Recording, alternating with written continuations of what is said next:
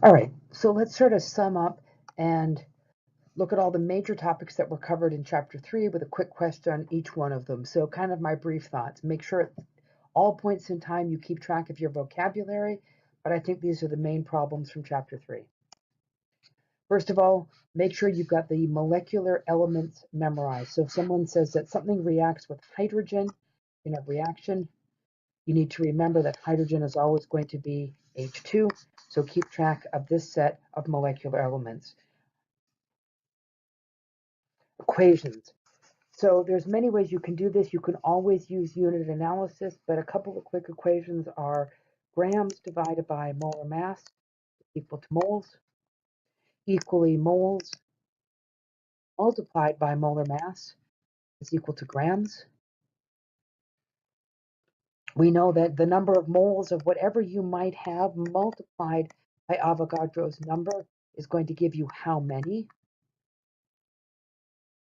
And this can be done in multiple ways. So if you, for example, have moles of O2 multiplied by Avogadro's number, it would give you how many molecules of O2. If instead you had atoms or moles here of oxygen in a compound, you multiply by Avogadro's number, you get atoms of oxygen. So here it just depends on what you have. Multiplied by Avogadro's number gives you how many of whatever that might be. So pay attention to the vocab on that one, specifically exactly what they're asking you.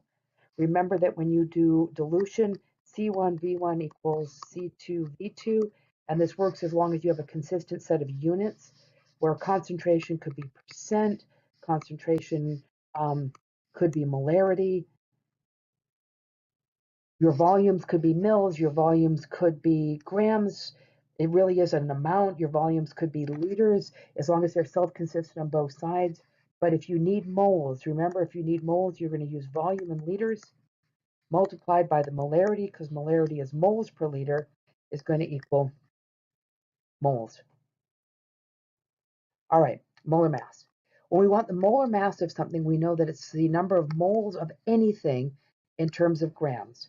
So we know that, for example, 1 mole or 1 carbon-12 atom has a mass of 12 AMUs, but we don't use AMUs in real life. What we use instead is grams per mole. So here we're going to find out that the atomic mass in AMUs is exactly the same as the molar mass in grams. So if I have, for example, one average atom of lithium, and again, that's our average, it is going to have a mass of 6.941 AMUs and an atomic mass of 6.941 AMUs per average atom. If we wanted instead to do grams per mole, and we need grams per mole because we need to be able to go to the lab and weigh this, this is going to be exactly the same as 6.941 grams of lithium per mole of lithium, where a mole is Avogadro's number of anything. All right, so let's do this. So if we take a look at phosphoric acid here, how many atoms of hydrogen are in each molecule? So if we look at this, we know there's going to be 3. We know that the number of atoms is going to be the same as the number of moles. These are equivalent. If I wanted to instead have a mole of this stuff, I would have 3 moles of hydrogen, or 3 atoms of hydrogen. The ratio is the same. And if I want the molar mass, I'm just going to add this up. So if it was 1 molecule, I would know that I have 4 atoms of oxygen, 3 atoms of hydrogen, and 1 atom of phosphorus. So if I want the molar mass is going to always be in units of grams per mole. And I'm going to add up to get that 3 moles of hydrogen multiplied by 1.008 grams per mole plus 1 mole of phosphorus times 30.97 grams per mole plus 4 moles of oxygen multiplied by 16.00 grams per mole. And if I add all of that up to 2 digits past the decimal, I'm going to get 97.99 grams of phosphoric acid per mole of phosphoric acid. All right, so let's take and use this. If I know in this compound there are 97.99 grams of this compound per mole of this compound, I can do math with this. If I start out with 54.85 grams of this compound, we know that grams divided by molar mass is going to equal moles. If you're not sure on the units, it works because dividing is the same as inverting and multiplying. So dividing by this is going to be the same as taking 1 mole over 97.99 grams. Our grams are going to cancel, and we would get 0.5597 mole of the compound. Now, if I want to know how much oxygen I have, so let's mess with oxygen for a while. If I have 0.5597 mole of the compound, I know that there are 4 moles of oxygen, and I know that because I can look at my formula for every 1 mole of the compound. And if I want to do that, I can figure out how many moles of oxygen I have. I'm going to have 2.239 mole of oxygen. So I can address 2 questions with this. I can either figure out how many grams of oxygen I have, or I can figure out how many atoms of oxygen I have, because both of these are going to start with moles. We know that 2.239 mole of oxygen. If I want atoms of something, I know that's inherently going to be multiplied by Avogadro's number. Avogadro's number is 6.022 times 10 to the 23rd of anything, and in this case, it would be oxygen atoms per mole of oxygen. And if I multiply that through, I'm going to get a total of 1.348 times 10 to the 24th oxygen atoms. And again, if I have moles, 2.239 mole of oxygen, and mole is kind of the starting point or the point at which everything kind of compares. If I want to find out how many grams of oxygen I have and do this second question here, I know that oxygen weighs 16 grams per mole.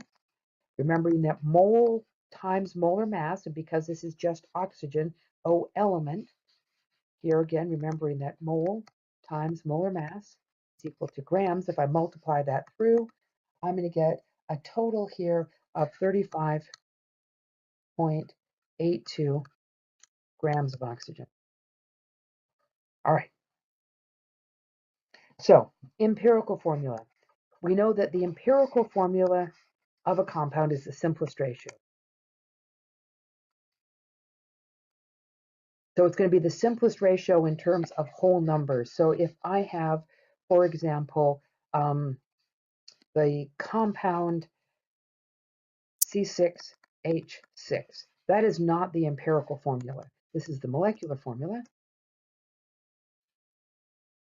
We could determine that through experiment. The simplest ratio by whole numbers on this would be C1H1, one of each. And to go from the empirical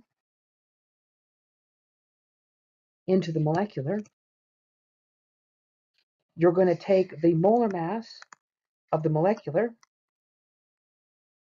divide it by the molar mass of the empirical,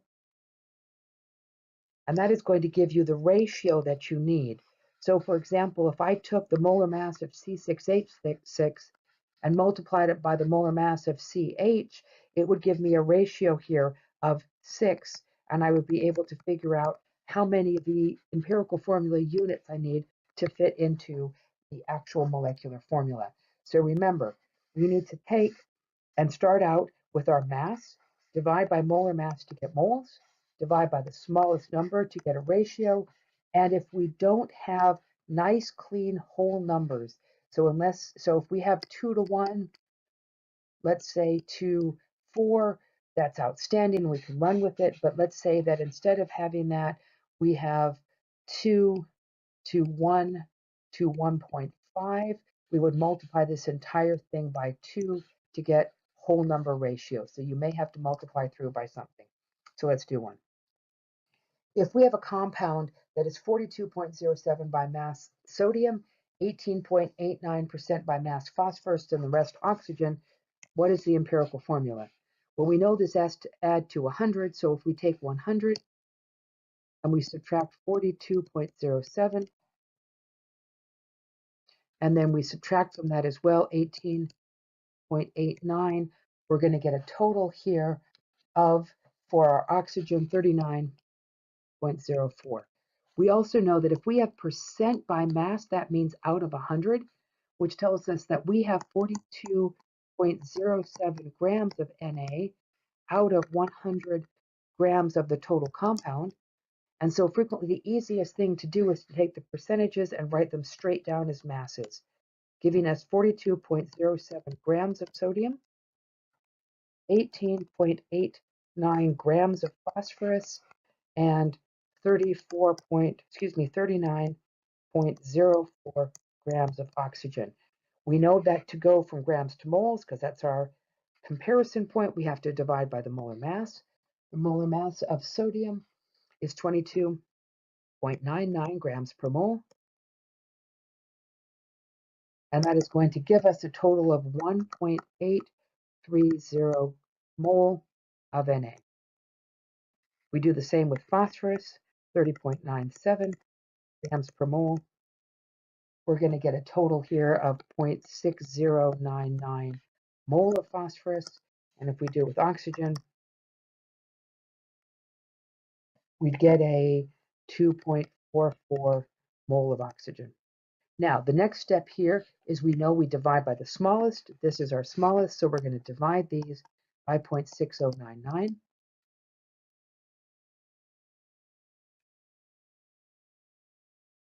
When we finish dividing by 0.6099, we're going to get 3 to 1 to 4.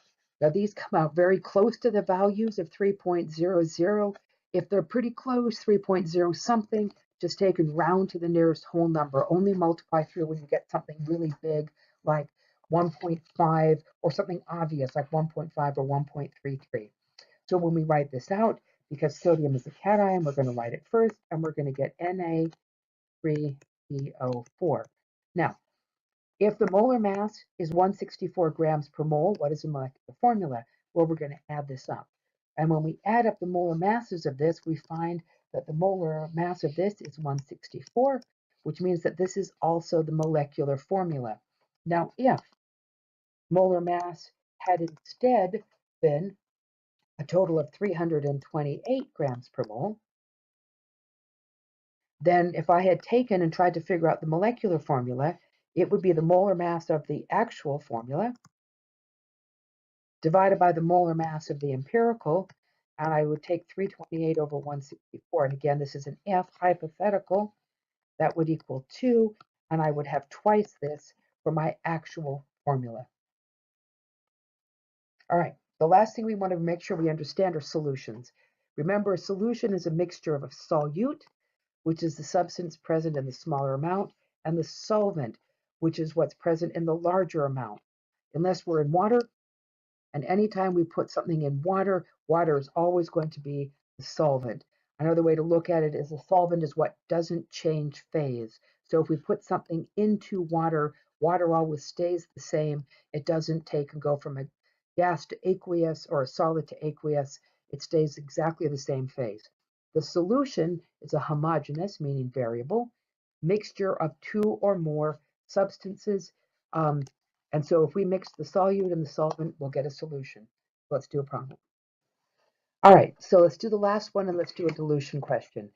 If we take 25 mils of 2.5 molar sulfuric acid and dilute to 135 mils, well, we know that for dilution, C1V1 is equal to C2V2. You can put our volumes in liters if you like, or you can leave them in mils. It doesn't matter. They'll cancel out anyways.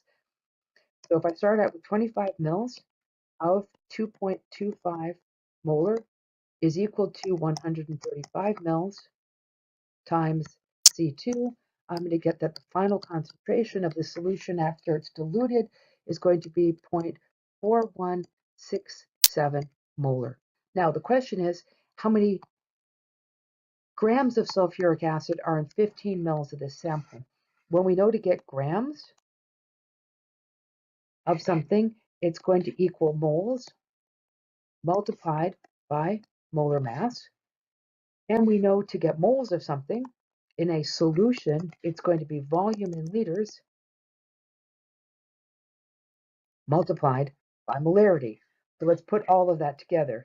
If we have 15 mils, remember 15 mils, and we know that there's 1 liter for every 1,000 mils, is going to equal 0.015 liters.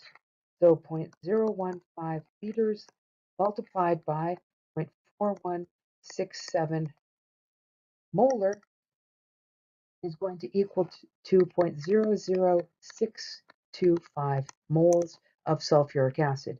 Well, I want grams. The molar mass of sulfuric acid is 98.1 grams per mole.